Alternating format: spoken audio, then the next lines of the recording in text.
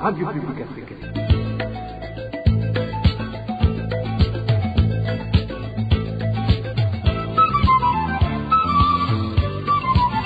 Radio Publique Africaine.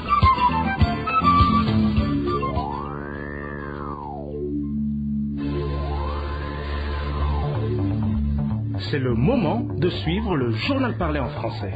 À la présentation, Onésime Douchimakité. Bonjour et bienvenue auditrices, auditeurs de la Radio Publique Africaine à ce rendez-vous d'actualité de ce lundi 21 février 2022. D'abord les titres. Un détenu de la prison centrale de Gitega est mort ce dimanche des suites d'une maladie. Originaire de la commune Makewuko de la province de Gitega, ce détenu venait de passer un petit séjour à l'hôpital de Gitega avant que ce dernier soit brutalement écourté. Au sommaire également, l'insécurité persiste au sein des réfugiés burundais du site de Mulongwe en République démocratique du Congo. Un ancien président du comité des réfugiés de ce site a failli être enlevé la nuit de ce dimanche par un groupe d'hommes à main armée. Nous vous parlons également dans cette édition du manque d'engrais de type FOMI qui inquiète les agriculteurs de différentes provinces du pays. Ces derniers craignent une famine imminente si le problème n'est pas résolu dans les meilleurs délais. Voilà pour le sommaire. Merci d'avoir choisi la Radio Publique Africaine. Je vous le disais en titre, un détenu prénommé Révérier est mort ce dimanche des suites d'une maladie. Originaire de la commune Makewuko de la province de Gitega, il venait de passer un petit séjour à l'hôpital de Gitega avant que ce dernier soit brutalement écourté. En effet, Révérier a été sommé de regagner sa cellule et d'interrompre son traitement car la direction pénitentiaire aurait été informée qu'il prévoyait de s'enfuir. Ce qui a beaucoup étonné ses co-détenus, vu qu'il tenait à peine debout. Replacé dans sa cellule samedi, il succombera 24 heures après, faute d'assistance médicale. Selon nos sources, le responsable de la prison centrale de Gitega a par la suite ordonné que la victime soit inhumée ce lundi. La rédaction de la RPA a essayé de joindre Josiane Nishimwe, directrice de la prison centrale de Gitega, mais en vain. En page sécurité, la rédaction de la RPA a pu répertorier 2 personnes assassinées dans le pays au cours de la semaine écoulée. La première est un enfant d'Inodo Divine Kezakimana, âgé de 11 ans. Son cadavre a été découvert sur la colline Kigoma en commune Wuhiga de la province de Karuzi vendredi dernier. Nos sources à Wuhiga indiquent qu'elle a d'abord été victime d'un viol. Selon les habitants de la commune Wuhiga, la victime était introuvable depuis une semaine. Elle était écolière à l'école fondamentale de Karuzi 3. La seconde victime est également originaire de la province de Karuzi. Il s'agit d'une jeune fille du nom de la Verenne, Irangabier, âgée de 19 ans. Son corps a été découvert dans la rivière Ndurumu qui sépare les communes de Wuhiga et Bugenyuzi. C'était mercredi dernier. Selon toujours nos sources à Wuhiga, elle a aussi été violée avant d'être tuée, puis jetée dans la rivière. Parlant toujours sécurité, cette fois au site des réfugiés burundais de Mulongwe en République démocratique du Congo, où un groupe d'hommes à main armée a volé et a tenté d'enlever un réfugié, ancien président du comité des réfugiés, mais grâce à Dieu, ils ne l'ont pas vu. Ces réfugiés burundais en RDC s'inquiètent pour le moment de leur sécurité. Le point avec Marie-Ange Irakoze. C'était vers 1h du matin de ce lundi lorsque les réfugiés burundais du site de Mulongwe ont vu un groupe d'hommes armés et ont entendu des coups de feu. Ce groupe d'hommes à main armée visait le domicile de Rémi Mathieu Bigirimana, un ancien président du comité des réfugiés selon ce témoignage. Tout le camp était dans l'insécurité cette nuit. Il y avait beaucoup de coups de fusil partout. Certains couraient pour se cacher. On n'a pas pu dormir. On pourrait penser que c'était des voleurs car ils n'ont tué personne. Mais ils se sont rendus chez Rémi où ils ont forcé la porte de sa maison et les coups de fusil étaient entendus partout dans le camp. Ceux qui les ont vus disent que c'était un groupe de plus de 15 personnes. Ces réfugiés pensaient que c'était un groupe de bandits, mais à leur surprise, ces réfugiés indiquent qu'ils étaient nombreux munis de fusils. Ils cherchaient cet ancien président des réfugiés, selon toujours ce réfugié de Mulongwe. D'une part, on dirait que c'était des voleurs. D'autre part, en regardant l'effectif, plus de 15 personnes et armées, ça se voyait que c'était planifié car ils étaient intéressés par une seule personne. Des coups de feu dans tous les coins, on a eu peur. On croyait que tout le camp était attaqué. Dieu merci, ils n'ont rien fait de grave. Ils ont volé un baffle de radio et un poste téléviseur. Mais quand ils n'ont pas vu Rémi, ils ont tabassé son petit frère. Ces réfugiés burundais du site de Mulongwe s'inquiètent pour leur sécurité. Malgré plusieurs alertes lancées, ils disent que la situation s'empire du jour au jour. Le commissaire de la police à Mulongwe a confirmé ces informations et a ajouté qu'ils ont maîtrisé la situation. Ils tranquillisent les réfugiés burundais que leur sécurité est assurée. Merci à toi Marie-Ange. Il a causé, après cette petite transition, nous parlons politique. Le président de la République du Burundi demande aux responsables du parti CNL de punir sévèrement certains de ses membres qui ont pris part aux manifestations organisées samedi dernier à Bruxelles, en Belgique. Des manifestations qui avaient pour objectif de dénoncer les crimes graves commis par le pouvoir CNDD-FDD. Dans son discours prononcé à son arrivée sur Bujumbura ce dimanche, Évariste Ndayishimiye a accusé le parti CNL de soutenir les groupes rebelles et aussi le gouvernement du Burundi qui sont présents sur le sol congolais. Suivez Évariste Ndayishimiye, président de la République du Burundi. Tout n'est pas toujours blanc. Je dirais que c'était la honte de voir toujours qu'il y a des Burundais négatifs contre le pays. Il y en a qui ont manifesté contre la levée des sanctions de l'Union européenne. Bon, il est vrai, ça ne dépassait pas une vingtaine, mais quand même si c'est petit pour perturber la paix et la sécurité, il ne suffit pas d'avoir beaucoup de gens, mais vraiment, j'ai eu la honte de voir qu'il y a encore des Burundais qui n'aiment pas leur pays. Surtout que celui qui mobilisait, c'est un membre du parti SNL. Je ne sais pas si c'est le parti qui l'a mandaté, mais je crois que au sein des partis politiques, il faut quand même que la discipline commence. Si un membre d'un parti politique commet l'incommissible et que le parti continue à le bénir, ça montre très bien que c'est la même idéologie. Et nous attendons voir comment le parti CNL va se comporter envers son membre qui a mobilisé les Burundais, surtout qu'il mobilise des Burundis membres du groupe terroriste qui travaille avec l'ADF à l'est du Congo, qui sont en train de tuer des populations innocentes à l'est du Congo, sont des terroristes. Imaginez-vous un parti agréé qui travaille officiellement, qui sont joués à un groupe terroriste et qui mobilisent les Burundais contre le Burundi. Nous attendons voir la réaction de ce parti envers ces membres qui sont allés tuer le Burundi devant la communauté internationale. Il y a toujours, les mauvais esprits existent toujours sur terre. Ils vont nous suivre. On ne peut pas nous arrêter parce qu'ils veulent nous distraire. Il faut aller de l'avant. Les autres vont embarquer. Donc je voudrais interpeller aussi les présidents des partis politiques de commencer à discipliner les membres. Il y a beaucoup de cadres de dialogue entre les partis politiques. Aucun parti politique ne peut dire qu'il a manqué ou s'exprimer. Si jamais d'ailleurs il manque ou s'exprimer, qu'il demande de faire une manifestation ici dans le pays. Pourquoi monter dans l'avion pour aller manifester en Europe? Pourquoi ne pas manifester ici? Le président du parti CNL, quant à lui, demande à la justice burundaise de se ressaisir et de libérer tous les prisonniers détenus illégalement. Agathon Rwasa a réagi ce dimanche lors de la célébration du 3e anniversaire du parti CNL. Ce politique demande aussi à la justice de travailler dans la légalité afin de servir de refuge pour tous les opprimés. Suivez plutôt Agathon Rwasa.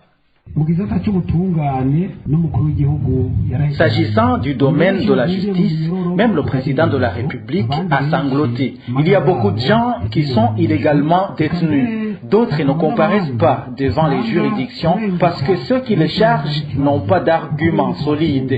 Certains prisonniers ne sont pas relâchés alors qu'ils ont été acquittés par la justice. Certains procureurs ont des difficultés à octroyer des billets d'élargissement à d'autres prisonniers alors que leurs dossiers sont clairs. Vers la fin de l'année 2020, le président de la République a accordé une grâce présidentielle à certains prisonniers. Mais il y en a qui sont toujours en prison. On ne sait pas ce qui manque. À la fin de l'année dernière, en 2021, il a également dit qu'il allait libérer certains prisonniers. On se demande aussi ce qui va se passer pour ces prisonniers parce que je crois que personne n'a été libéré jusqu'ici. Ça fait déjà 2 mois. C'est pourquoi nous demandons à la justice de se ressaisir, qu'elle soit un bouclier pour tous, pour les plus forts et pour les faibles. Que cette justice soit surtout un refuge pour les opprimés.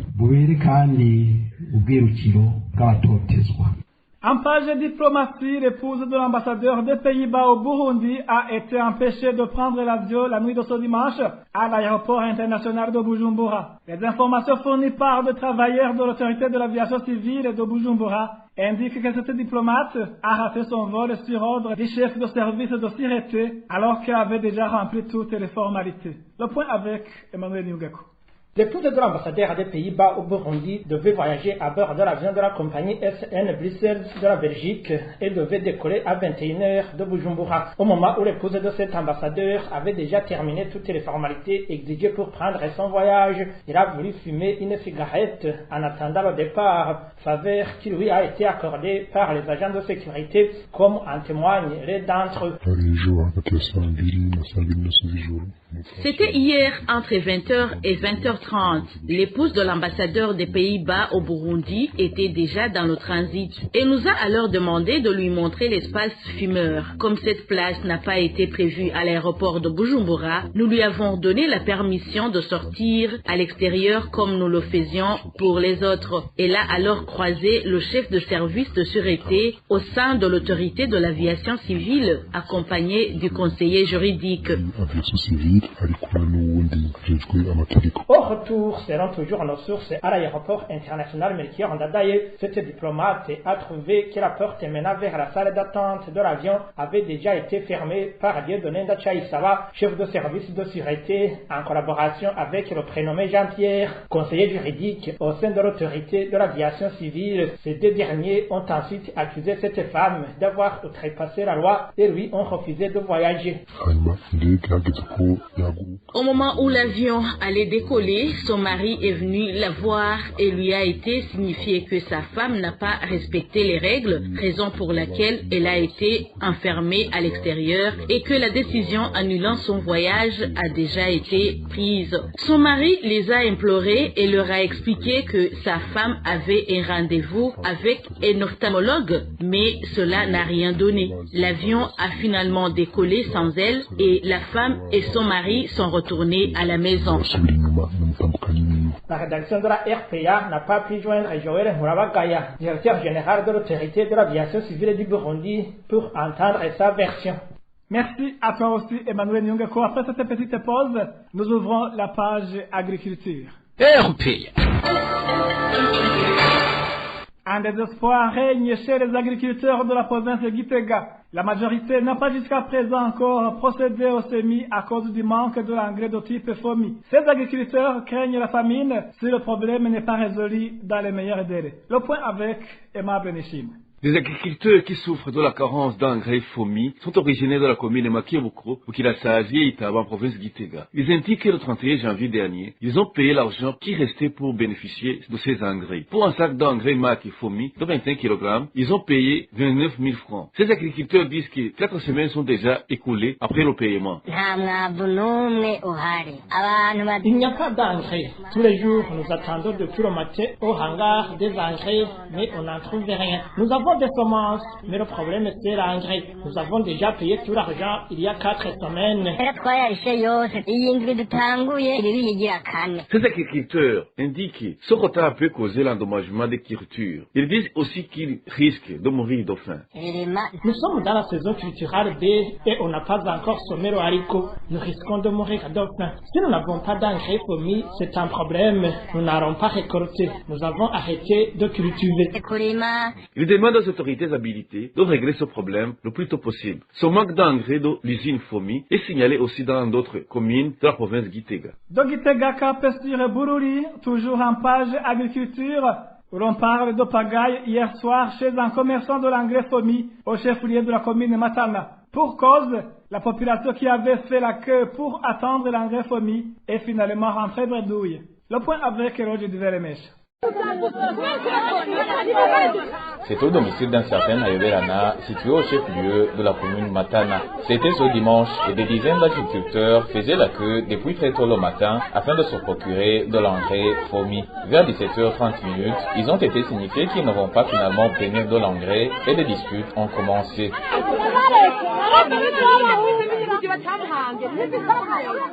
Ces agriculteurs révèlent que la distribution de l'engrais FOMI qui se fait actuellement dans les ménages de simples citoyens leur laisse des incompréhensions. Ce qui est étonnant, c'est le fait que la distribution se fait actuellement en domicile d'un individu chez Nayoverana. C'est là où se trouve le stock. Quelquefois, on fait passer le sac de fourmis par la porte de derrière et du coup, on annonce que le stock est vide. En plus, ce sont des Imbonerakure qui supervisent la distribution. Par conséquent, les agriculteurs condamnent le laxisme de l'administration.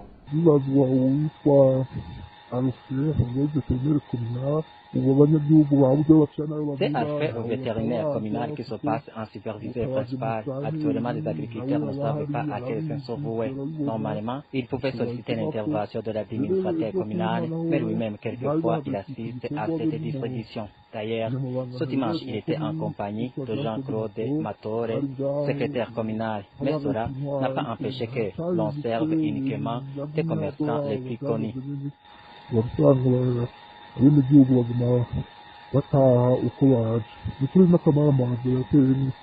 Au moment où il est interdit de vendre l'engrais FOMI par kilogramme, dans la commune Matana, ces pratiques sont devenues monnaie courante. À ce propos, la rédaction de la RPA n'a pas pu joindre par téléphone Dieudonné Mundimana, administrateur de la commune Matana. Merci à toi aussi, Eloge Duvelemesha. Paralysé de la circulation sur la route Bujumbura-Bubanza suite à l'effondrement du pont de la rivière Mulago. Les usagers de cette route demandent que ce pont soit réhabilité pour éviter des pertes énormes aux commerçants qui s'approvisionnent dans ces deux provinces. Le point avec Aimé Nibassoum. Les pluies qui se sont abattues sur les localités de Muzinda et Kivoga sont à l'origine du lâchage du pont de la rivière Murago. D'après les informations en provenance de ces localités, les courants de cette rivière sont devenus forts et ont poussé les conteneurs sur lesquels étaient les planches qui servaient de pont. Les habitants de ces localités affirment que ce pont provisoire était d'une grande importance pour eux en attendant la réhabilitation de l'ancien pont. Les usagers de la route nationale numéro 9 pouvaient l'utiliser. Même si ce pont n'a pas lâché totalement, les véhicules ne peuvent plus passer. L'effondrement de ce pont pour la seconde fois est un coup dur pour ceux qui transportent des marchandises entre Bujumbura et Bubanza, puisque ces derniers sont obligés d'emprunter la route nationale Bujumbura-Chibitoke et de passer par Gihanga pour arriver à Bubanza. Le bénéfice qu'ils comptaient tirer de ces marchandises est dépensé comme frais de transport, d'où les pertes qu'ils enregistrent. Ceux qui se déplacent à moto ou à vélo sont contraints de passer sur le pont en poussant ces engins. Vous saurez que ce pont avait été construit il y a presque une année pour faciliter la circulation en attendant que le pont proprement dit soit rénové. Ainsi s'achève cette édition. Merci mesdames et messieurs de nous avoir prêté oreille attentive. Dans la présentation, vous étiez avec Onésime de Chimagui. Bon début de semaine à tous.